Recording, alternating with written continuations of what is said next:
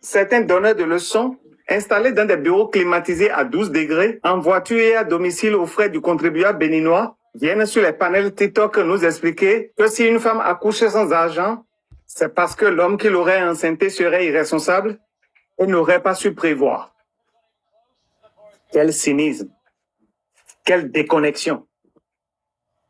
Ils oublient volontairement que nous vivons dans un Bénin où l'employeur n'est même pas obligé de signer un contrat de travail avec son employé. Ils oublient qu'un contrat, même lorsqu'il existe, peut être renouvelé à l'infini sans la moindre sécurité. Ils font semblant d'oublier que la loi sur l'embauche initiée par le gouvernement auquel ils appartiennent autorise un employeur à se débarrasser d'un travailleur sans même lui donner les raisons de son renvoi.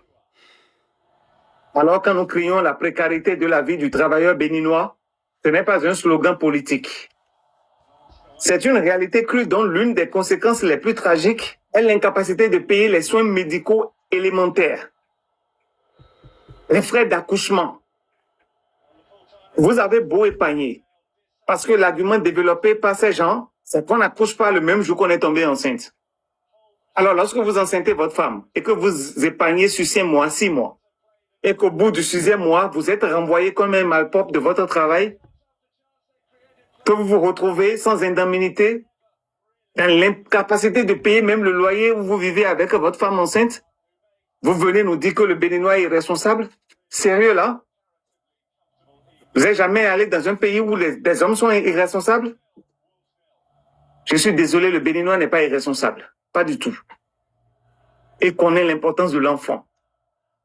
En tout cas pour la grande majorité. N'insultez pas notre intelligence. Et après cela, on ose nous donner des leçons de responsabilité. Sérieux là? Certains donneurs de leçons installés dans des bureaux climatisés à 12 degrés, en voiture et à domicile aux frais du contribuable béninois.